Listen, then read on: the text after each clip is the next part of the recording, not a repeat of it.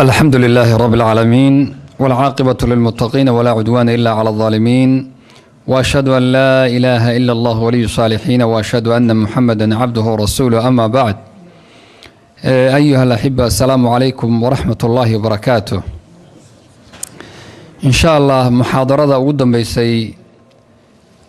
محاضرات كأني أفرت مع الموت سعودي waxaan markii hore ciwaanka ku fikirayna inuu noqdo mashaakilka guryaha ka jira iyo xalkooda, laakiin insha allahu tacaala sheekhu wuxuu doortay mashaakilba inayna imaanin insha allahu tacaala loo bedelo ciwaanka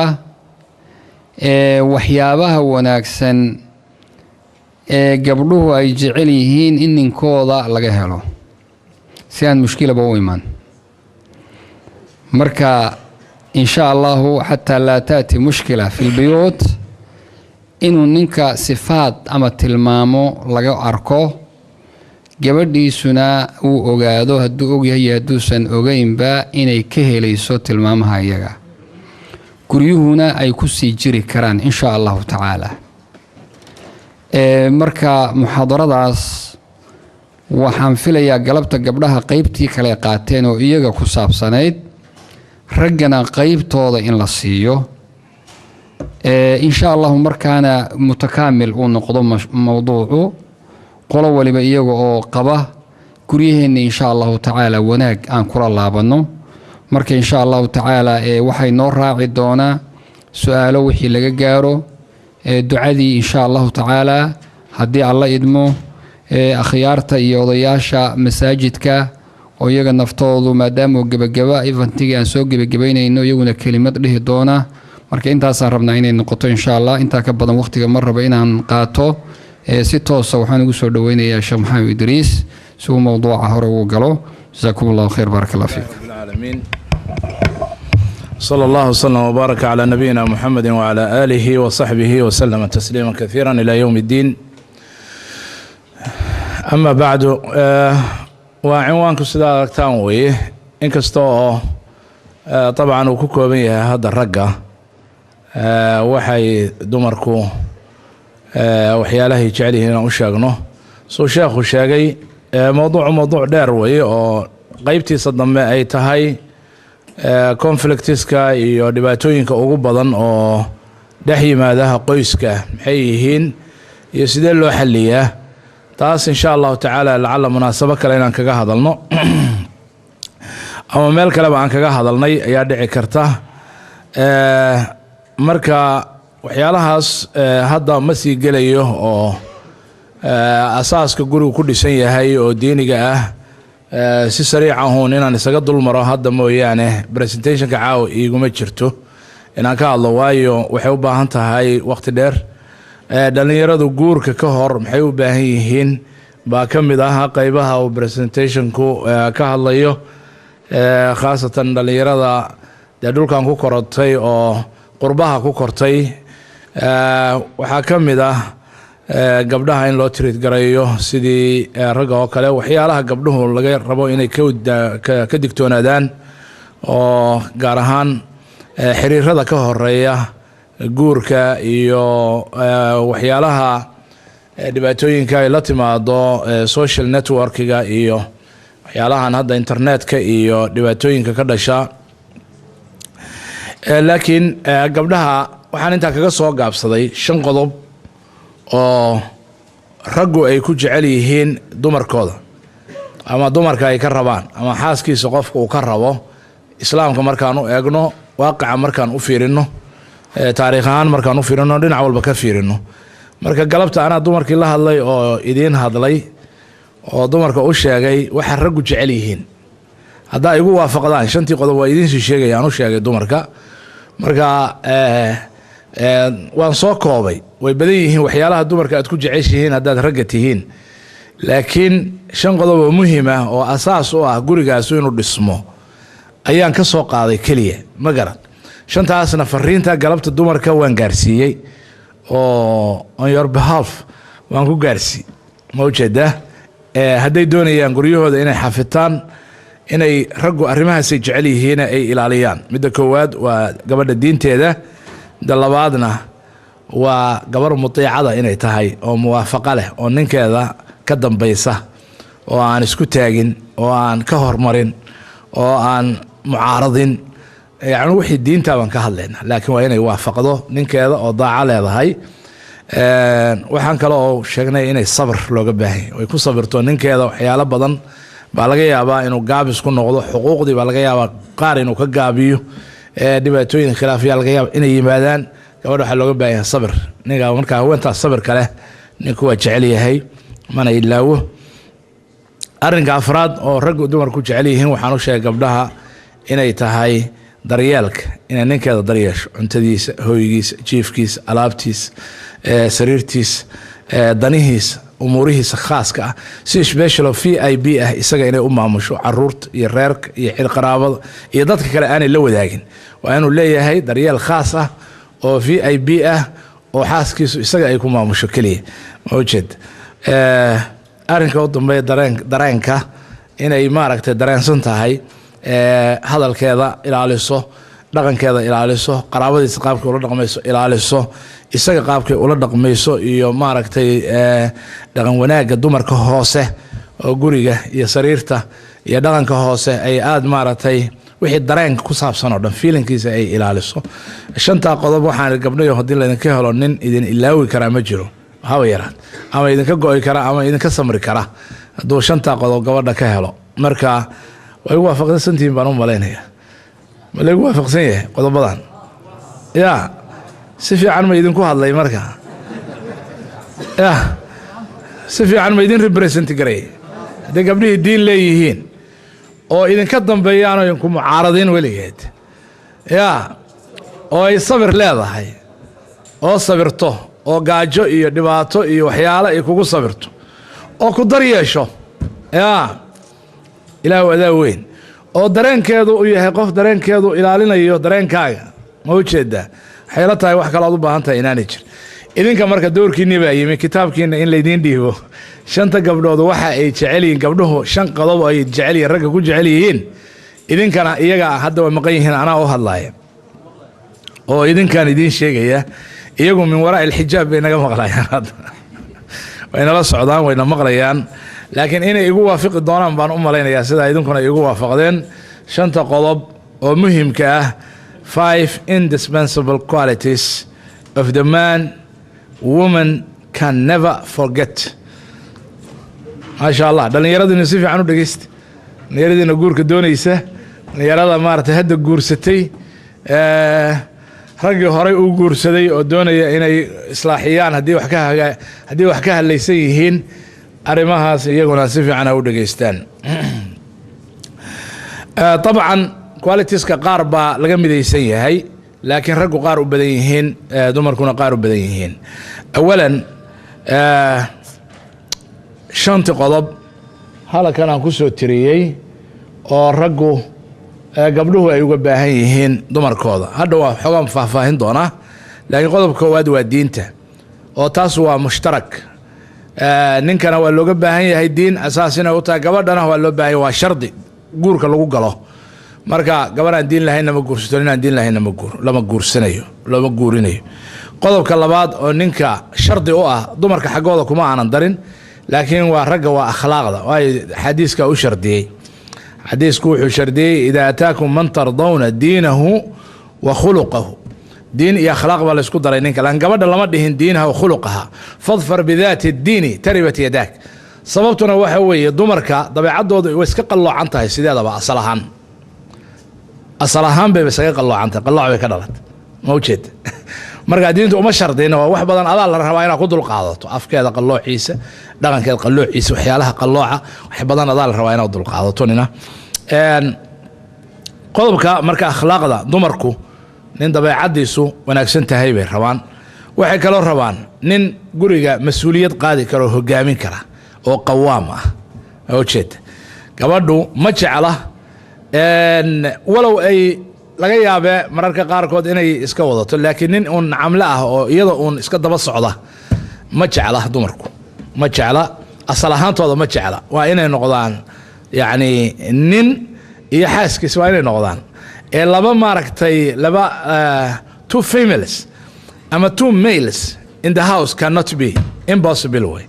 impossible waa inay male iyo female noqdaan ذكر وأنثى وليس الذكر كالأنثى إلهي سوير وليس الذكر كالأنثى مركا ذكر يا أنثى لما دهينه الرجال قوامون على النساء وير إلهي الرجال بالرامر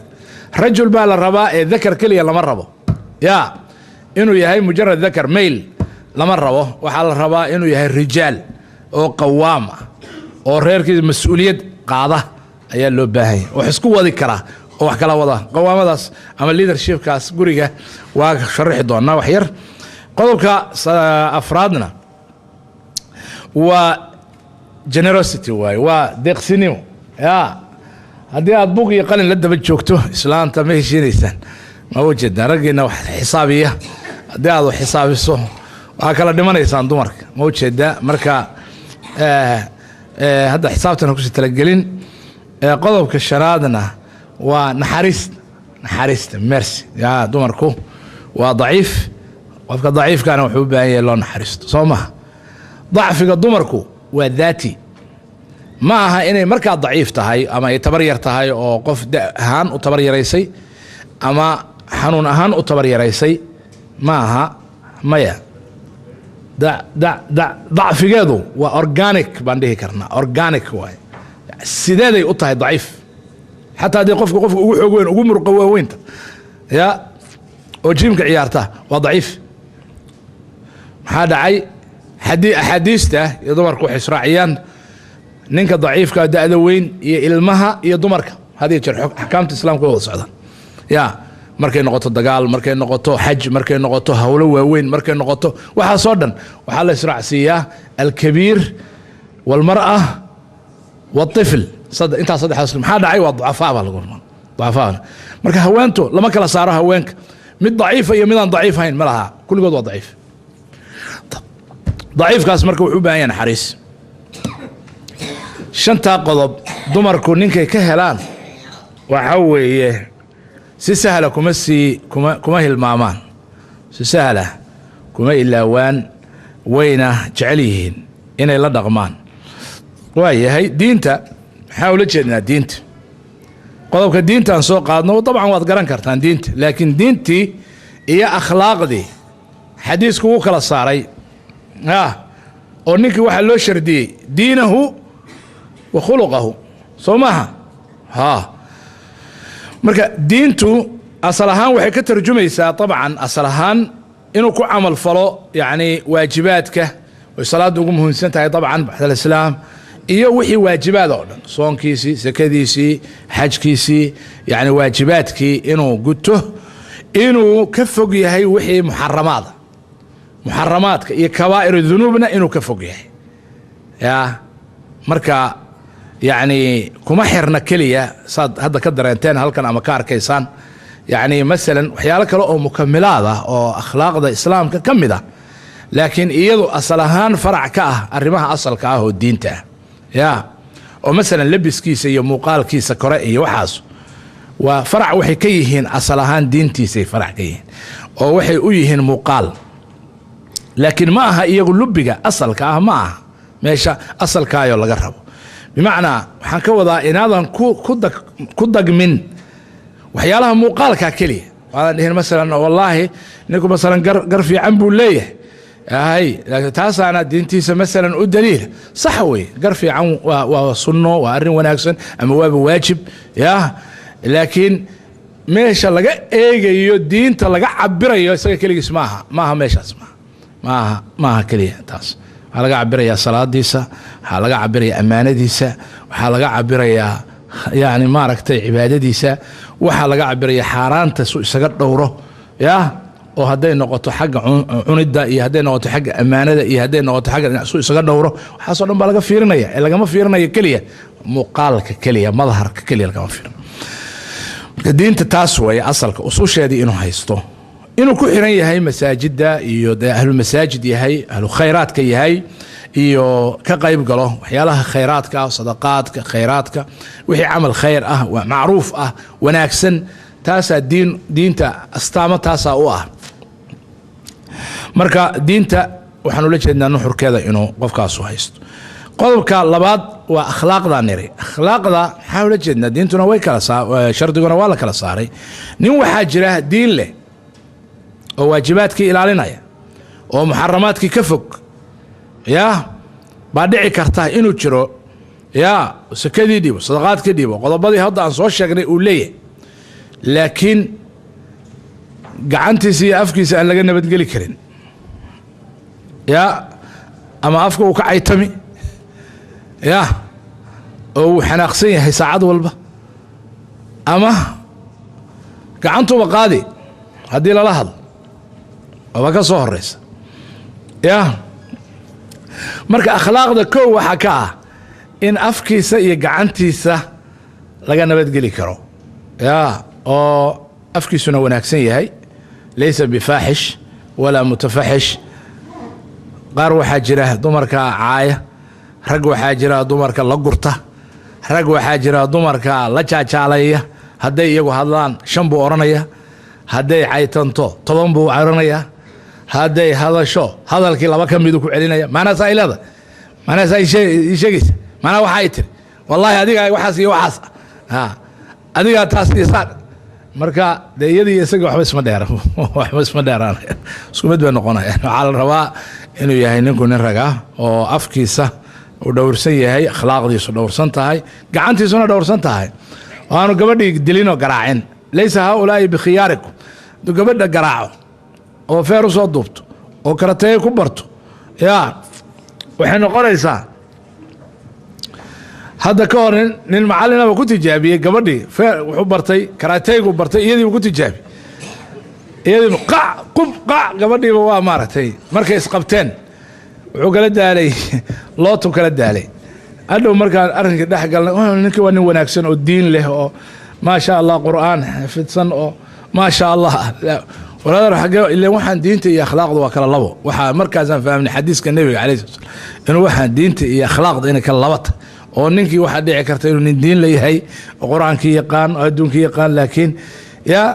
يعني هذا وحول بأسراره ما فرفري كرو لكن أنت معلن يحاسك سان كلا دحق على حساب ولا قرآنك حفظ صن وقولك عرفت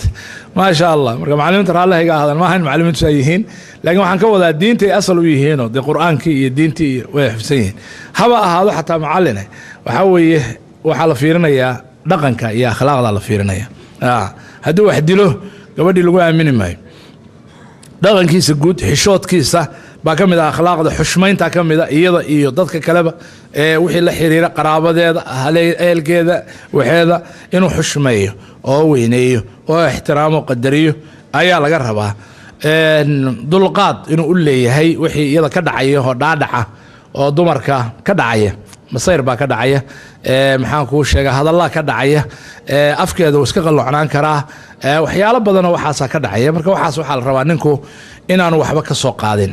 oo uu sabro oo dul qaato nimaan dul qaadan dumarka ma wadi karo qodobka saddexaad oo ninka dumarku ay ku jecel yihiin waxa weeye hogaaminta saan sheegay inuu yahay nin go'aan leh mas'uuliyad leh reerkiisa mas'uulka ah xaaskiisa mas'uulka ah yani maxaan kuu sheegayay wixii diintu saartay hooygeeda ayuu mas'uul ka yahay nafaqadeeda ayuu mas'uul ka yahay ogaanshaheeda ayuu mas'uul ka yahay diinteeda iyo sharafteeda ayuu mas'uul ka yahay inuu ilaaliyo yaa ubadkeeda iyo wixii ida ka yimaado mas'uul ka yahay waxa soo dhawaan mas'uuliyadeeda xambaari kara laakiin ninka hadduu soo baxo qeyr mas'uul ma garatay ma noqonayo qof dumarku sii haysan karaa ama ay jecel yihiin marka dareenka mas'uuliyadda waa inuu ku weyn yahay ninku waa inuu wax isku wadi karaa mas'uuliyadda waxaa ka mid ah iyo raganimada loo qiyaasay xuquuq badanaa lagu leeyahay hooyadiis xuquuq bay ku leedahay aabihiis xuquuq buu ku leeyahay xaaskiisu xuquuq bay ku leedahay caruurtiisu xuquuq bay ku leeyihin waxaasoo xuquuqaho isaga lagu wada leeyahay waxaa la rabaa inuu kala duwo inuu kala duwo hadda ka hor يعني waxaa dhacaysa kolalka qaarkood rag qaarkiisina iska dhex gasho waxa iska dhex galaya xaqa aabihiis leeyahay ama hooyadiis leedahay iyo xaqa reerkiisu ku leeyahay oo jeeda heeray dhacdo la yiraahdo mesela ka saar gabadhan guriga askaagu ka saar guriga mar rabo inaan guriga ku arko guriga inaan ku arko oo gabadhii guriga bannaanka looga saaro oo dhici karto habeen cad in bannaanka loo saaro oo dhici karto baraf iyadoo dhacaya in bannaanka loo saaro oo uu yidhaahdo dee hooyaday baa saas tiri hooyaday lama hadli karo anigu hooyaday maxaan ku sameeyaa maxaan yeelaa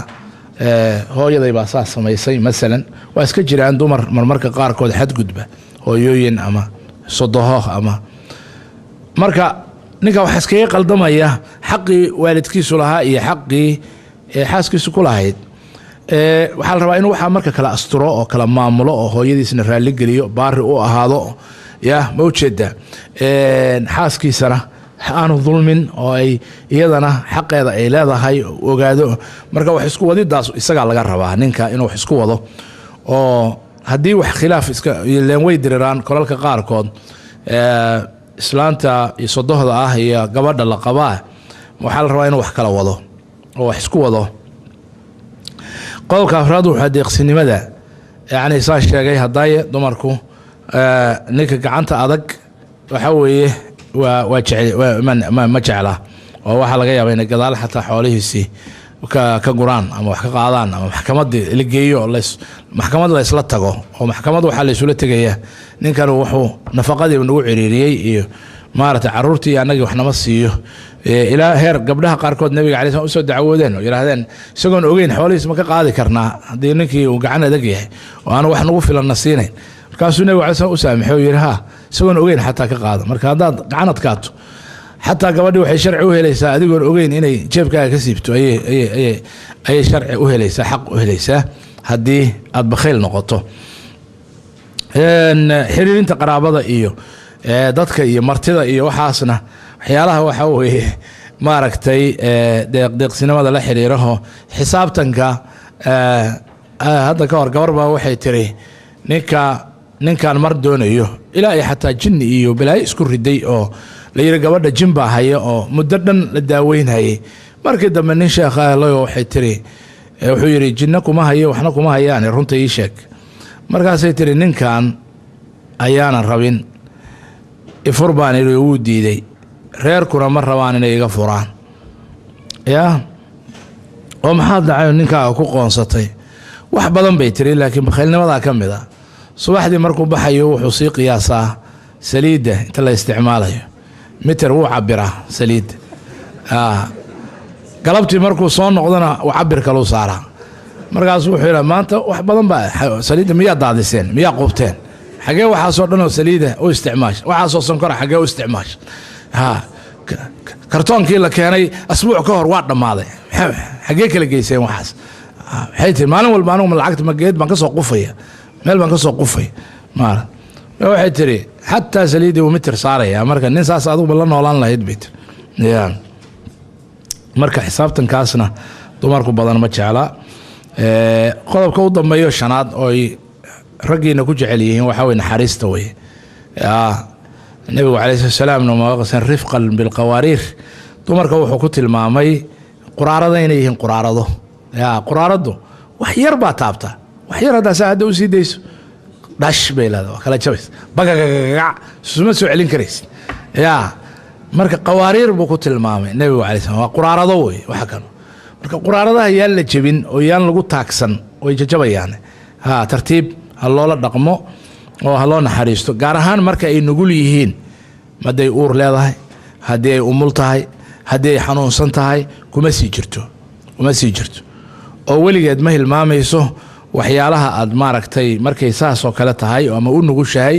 oo kasii nugushahay dacfigeedii guud haddaadan ilaawin marka dacfigooda inaad ilaaliso weeye ninka dacfigooda ilaaliyaha bay jecel yihiin waxay jecel yihiin ninka tixgeliya duruufahooda leanna duruufo khaasaa la xiriira mar waa wallac oo mar waa maaragtay uur oo mar waa umul oo mar waa maaragtay caadi qabtaa waa dhibaataysan tahay hormoonaadkeeda o dhan waa kacsan yahay acsaabteeda o dhan waa kacsan tahay oo marka adiguna haddaad markaasoo kale la kowsato dee markaa isla ishticaalaysaan isla gubanaysaan isla ololaysaan marka marka waxaa la rabaa qabow iyo dejin iyo si degan in loo ictibaariyo naxariistay ka mid tahay waqtiyaday baahan yihiin gaar ahaan arrimahaas waa waxyaalaha guud oo kale waxaan ku darayaa marka qodob idinka iyo iyagaba idinka dhaxeeya laakiin ragga xaggiisa u badan taasna waxa weeye qodobo muhiim ah oo ragga dhalinyaradaana aan u qishayo inay maaragtay ka faa'iidaystaan waxaana ku tilmaami karnaa bahaaraat waxa carabiga lagu yiraahdo ama flavors maaragt of love yani jacaylka guriga ayay maaragtay macaaninayaan suugada aan lahayn xawaajka iyo alaabta iyo waxyaalaha lagu dardarin it's not the main thing maaha alaabta mainka ay waa waxyaalo kaleeto content kale waaye laakiin waxaan yaryara lagu daraayo maaragt flavorskaasu macaan bay ka dhigayaan iyo alaabta iyo guriga marka guriguna wuxuu u baahan yahay some flavors buu baahay flavors marka midaan xataa odayaashu way u baahan yihiin inkastoo iyaga iyo islaamahooda dee isku waqti ay ahaayeen oo isku sabrayaan laakiin dhaqanka guud sida guud oo islaamku ina farayo ama dhaqankiisu waa muhiim weeye awalan yani raganimo iyo yani akhyaarnimo in dumarka lagula dhaqmo oo bimacnaa wax badan asal waxaa u ah cafis wixii adiga xaaskaaga idinka dhexeeya hadda u fiirso xataa xuquuqda aad leedahay waa meher buu noqon karaa waxyaalo kaluu noqon karaa waxaa asal u ah cafiska wanaagsan inaad cafiso ka tagtaa wanaagsan oo aadan waxba ka dooran oo waxba ka qaadan hada huwa afdal xataa xaq haddaad ku leedahay waxaana u asala ilaahay subxaanahu wa tacaala wuxuu leeyahay aayadda marka la kala tegayo وإن طلقتموهن من قبل أن تمسوهن وقد فرضتم لهن فريضة فنصف ما فرضتم هيه محاك الضمية إلا أن يعفون أو يعفو الذي بيده عقدة النكاح وأن تعفوا أقرب للتقوى ولا تنسوا الفضل بينكم إن الله بما تعملون بصير gabadha haddii aad guursataan buu yidhi waad furtaan idinkoon la aqalgelin meherna aad u magacowdeen waxay xaq u leedahay meherka nuskiisa 10 kun baad ku heshiiseen oo meher ah waad mehersatay gabadhii lama aqalgelin adigoon la aqalgelin baad kala boodeen waxay leedahay meherka nuskiis markay tegayso ilaa inay cafido mooyaan ama adigu aad cafido sida xaqa la isku leeyahay waa nus laakiin waxaa dhici karta inay tiraahdo nusna kaa qaadan maayo niyo waxba maba aadan helin nin miskiinoo meesha ku jabay baa tahay marka 10kaagiiba iska qaado iyadoo ful ah waxba ha keenin way heli kartaa inay cafido inuu isagu cafiyo waa heli karaa oo yiraahdo 5 baad xaq u leedahay 5ta kalena ku darso waxba mar haddaan ku hadlay kaaba qaadan maayo waataynu wada kulannayo yani danin iyo xaaskiisu way isu bannaan yihiin mugta wax kastaa dhex mari kara hadal baa dhex maray haasaa waa dhex maray faraka ciyaar baa dhex mari kara wax kastaa dhex mari kara almuhim marka inuu yiraahdo isaguna sharafta ka xigo aw yacfu alladii biyadihi cuqdatu nikaax markaasuu ilaahay wuxuu raaciyey xaqu markuu saas yahay in mid walba uu cafin karo inay u bannaan tahay markaas haddana aayaddu waxay raacisay in cafiskaasu in midkiin cafiyo ay tahay sida taqwada u dhow oo wanaagsan sida taqwada u dhow kee afdal ah labadooda kii cafiya wa an tacfuu aqrabu litaqwa markaasuu ilaahay haddana wuxuu ku sii daray walaa tansawu alfadla baynakum war wanaaggii ha ilaawinina idin dhex maray iyo macruufkii ilaan shalay waxaa ahaydeen I love you you love me baad isla ahaydeen ad maantana kala boodeen hojed jacayl baad isku soo aadeen haddana waa kala boodeen marka jacaylkii ay ilaawinina shalay jiray iyo wanaaggii idin dhex maray marka gentleness baa laga rabaa ninka dumarku jecel ninka gentlemanka ah waxba ka doon xasan ibn cali radiyallahu anhu ayaa waxa laga sheegaa inuu furiin badnaa furiin badnaa bay qisooyinku sheegaan xasan ibn cali ibn abi talib radiyallahu anhu marka gabar buu furay markuu gabadhii furay buu xoolo badan u diray oo tiro badan nin adeegihiisa raggii u adeegi jiray buu lacag badan intuu dhibo 100 kuna وحير أوجي نولاس يا أو تصريح بإحسان وحوي متعالي لها قبلها مركز السيد ديني إسلام قوح نوجدي إن قبل الحاجاتيو للسجوتيو قلبي جادي جبي أو فرين كوت جبي حربا إلا كبو وجد ورا فريسو مهر كادينا واسينيسا maxaa kale ugu daraysaa sagootisna ugu daraysaa 5 kun oo kalena waxa leedahay ama 2 kun oo kale ama kunkaas waxa weey maartay isaguna waa sagootis way ya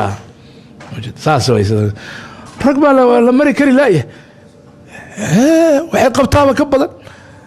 waxay iga qabtaaba aniga gurigayga guftayba qoftaan ay wareerisay waxaysay waxa igu samaysay ya tirsanaya xisaab soo dhiganaya halkan buugi qal marka ala kulli xaal nimayo waxa la rabaa khiyaarnimo gabadhii waxay tiri lacag badan weeye laakiin ninkii miyuu ii soo noqonaya ninkii xasan ah miyaan helaya mardam ya isagii ma helayo yani isagii ka go'ay kari laadahay laakiin xoolihii way siisay waxa kale oo kamid ah serviceka iyo guriga khidmada yani reeg loo adeego wixii loo qabanayo waxay u baahan yihiin meel haday u baahantay la geeyo waxyaalaha hadii la rabo in loo soo qaado yani waxyaalahaas oo kale tana yani okay hadalka dumarku أكثر من الرجال رجع وحي وقبليهن حق هذلك أفكاضو أفكي كنوا ليهن معنا وحويه مركع لا هذل حاسكا قبل البضن بقى وحكا اشتكودان نينكي ما هذا اليوم ما أنتوا ده شقو جراء عاو مركو يما تيفيق وصافرة يا عشرة ونص دقيقة يا عشرة مركع ونص دقيقة يا وابصي خورنا يا وصي صعدة قور ما وضح الله هنا قور أن لا هذا يا قور وضح هذا ما بهاينا wuxuu ku leeyahay hadal tirada naga daa hadal maxaa loo baahan yahay mashaaka maanta dal BBC miyana ayaanu buleey BBC ma aha qofkan wuxuu u baahan yahay la sheekaysato in la fariisato waqti idinka kaligiina ma u jeeda dhageysato ay ku dhageysato adiga aad dhageysato ayaa loo baahan yahay marka hadlaya aqwaani hadalku lacag idin kuma joogo xaasaskiina la sheekayst waxay kale u baahan yihiin hadiyada waxyaalaha flavorska waxa kamid ah hadiyada ya guriga soo gelin adoon waxba gacanta ku wadin ya gacanta waxba ku badin xabad barafuunay xabad keegay xabad shokolaatay ya khaasna gabdhaha dama shokolaatada iyo waxa si cunaan soo moogidin ya iyo meelaha dukaamada yar yar ee la soo maro ya ice creamkay ha hey waxa soo dhama waa hadiyad weeye marka hadiyad la'aan ha soo gelina guriga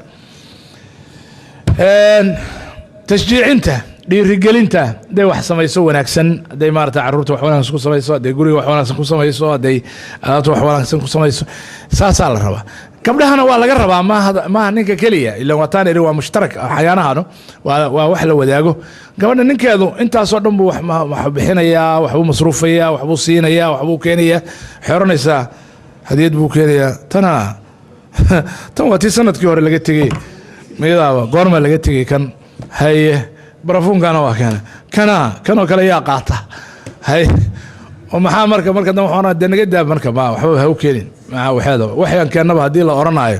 وإحنا فيلم معها أما الضوخ وما في عنا هدي له أورنايو حال ربع إني ترى هذا ما شاء الله وحكى في عن بالله ما أرق برافون كفي عن ما أرق لعبت أنا دي كانت دمر كنا ويجعليهن هدية ده دمر رجوا يوصل قضان وحكى جعليهن إن هذه العقد إذا صيصه وحكى جعش هاي إن هدية ده وكانته حبدا هدية ده هذا واحد وصل قد بقولي هاي كنا عاد صيصه وحكى جعشها بقولك رجونا أساس وكله وجعليهن حاس كذا وحكوا حسوستان وقبل واحد رسوق مركز صامرتو ميلاه صامرتو أضاق هذا إني ترى هذا هدية ده برفون كان هذا كوسو قد معوستان هذا كله جعل هذا ألعاب تغيرت هذا كله جعل هذا هذا يرت هذا كله جع يا حيالها سوا حلو بهاي وجده وحلو بهاي نلاش التغيير بوبانت هذا ما أنت أردن بريس هذا عنين ده بيش هذا بريس عنو بدلنا مركز حنا بريس كان ميان اللي بدليه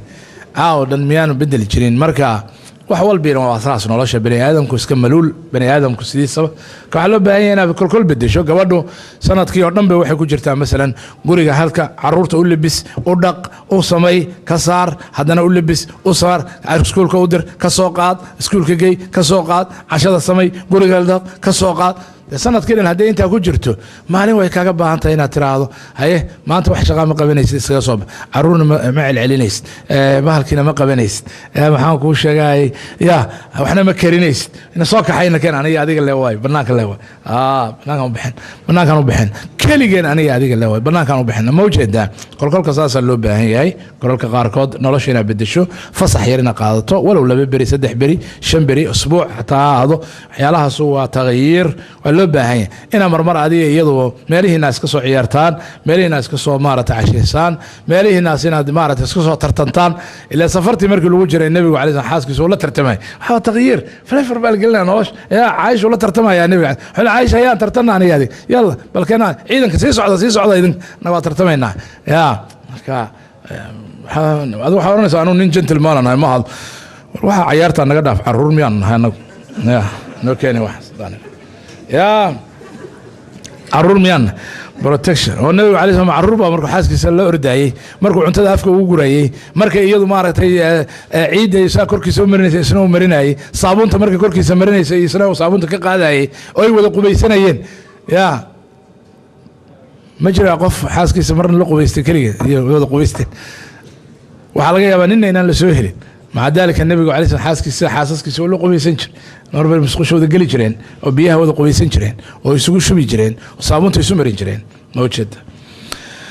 express love bay ka mid tahay iyo protection xaaskaaga inaad ilaaliso inaad difaacdo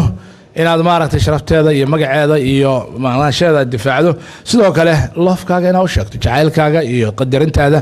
inaad u sheegto haddaad ka xishoonayso afka inaad soo mariso wallahi anigu xaaskayga waa jeclahay laakiin isbihinbihinta ma aqaan haddaad tira isbihinbihinta iyo maaragtay I love you iyo waxaas iyo ku jeclahay iyo waxaas caruuraha ku hadle laakiin anigu waan jeclahay xaaskayga inaan jeclahay shaki kama jiro yaa waayo u sheeg haddaad jeceshahay u sheeg yaa waxaa kaloo ka mid ah elegansiga yani xaragada xaaskaaga u xaragood gabadha adiguna ninkaaga u xaragood gabdhaha galabta waa u sheegayay waxaan ninkii arkay xaaskiisa oo aroos u labisanaysa mase wuxuu mooday qof kaleeto wuu garan kari waayay wuxuu leeyahay qoftaan islaantaan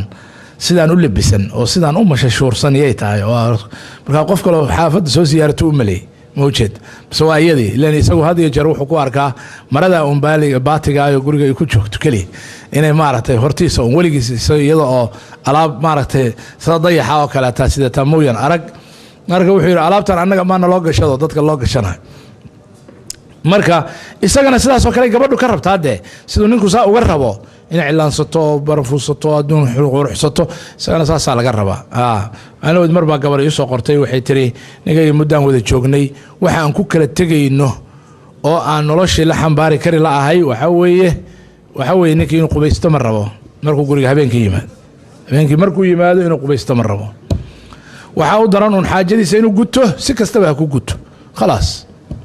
dareen kale iyo cid kale uu ilaalinayo ma jirto haba yara bal xataa cadaygi inuu si fiican cadaydo habeenka haduu yimaado ayaan laga kareen dabcan qofka haduu saaka cadayday cadaygeenu mar kale ku celiyo u baahan yahay khaasatan habeenkii markuu reerkiisa iyo xaaskiisa iyo la kulmay gabadha laftigeeda u baahan tahay lan kulankan waxa la rabaa inaan dadku kala cararin oo qofku wax raa'ixa xun oo yanka urin gabadhuna aan ninkeeda raa'ixa xun ka dareemin ninkuna aanu xaaskiisa raa'ixa xun ama afkeeda ama meel kale wax kale ka soo baxda aanu ka dareemin si aan loo kala anfariirin waayo waxyaalahaas anfariir bay keenayaan nicitaan bay keenayaan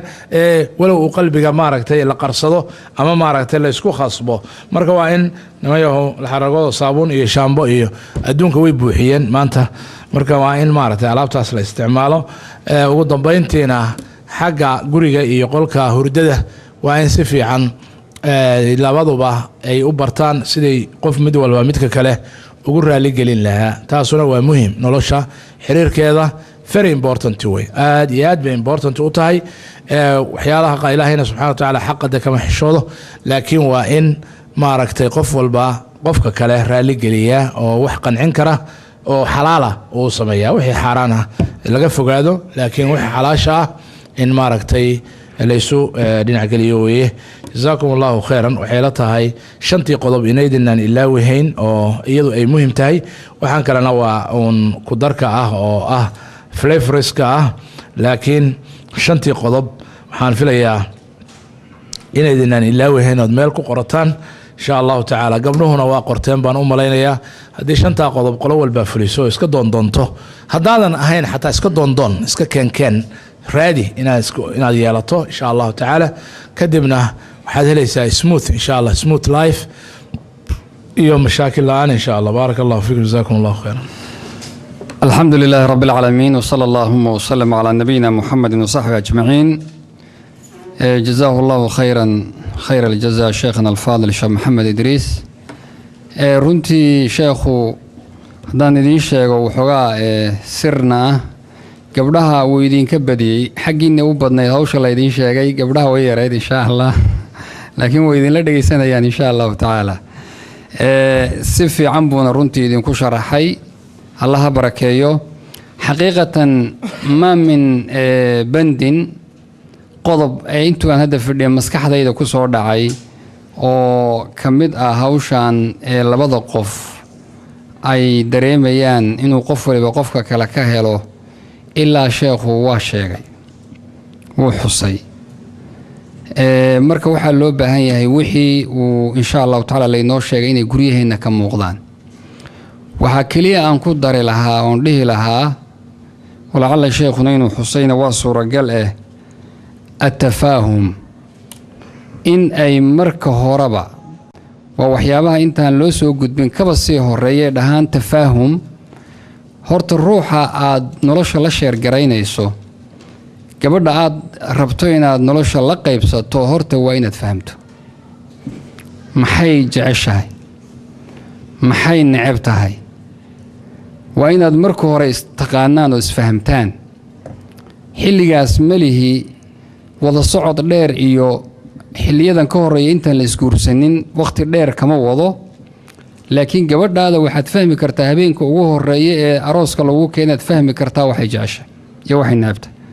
waxaa jira dad badan ama guryo badan oo burbura sababtay ku burburaanna ay tahay labada qof inaynan isfahminba weligoodba mana isweydiinin gabadhuna way la cabsan